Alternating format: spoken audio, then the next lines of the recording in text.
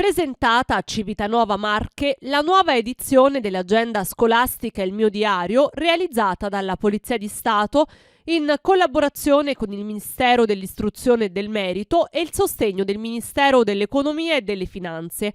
Per l'anno scolastico 2024-2025 l'agenda sarà destinata a 50.000 studenti delle future classi quarte di alcune province italiane. Si tratta di uno strumento di supporto alla didattica nella formazione dei cittadini di domani, con l'obiettivo, attraverso contenuti e un linguaggio semplice, di avvicinare i giovanissimi alla cultura della legalità, fornendo un contributo nell'educazione al rispetto delle regole e ai valori della convivenza civile.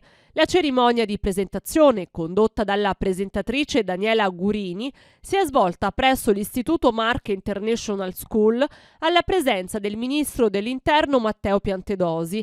All'evento hanno partecipato anche il prefetto e il questore di Macerata, Isabella Fusiello e Giampaolo Patruno, e il fondatore dell'istituto che ha ospitato la cerimonia, Igino Straffi.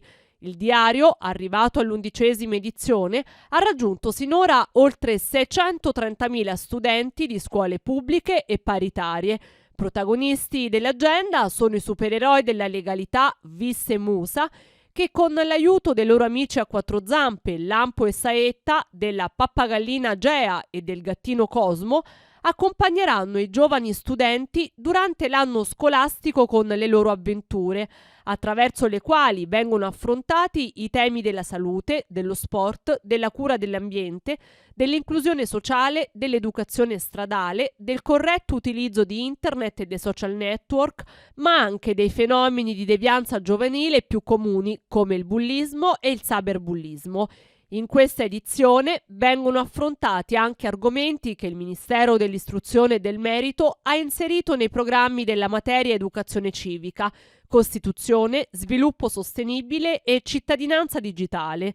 Tra gli interpreti figura anche il personaggio della letteratura per ragazzi Geronimo Stilton, che offrirà importanti contributi valoriali e di intrattenimento. Nell'istituto che ha ospitato l'evento è stata allestita un'area espositiva con il camper azzurro, la Lamborghini della Polizia Stradale, alcune auto storiche della Polizia di Stato e il fullback della Polizia Scientifica. Gli studenti hanno poi assistito all'esibizione congiunta di squadre cinofile e team di artificieri.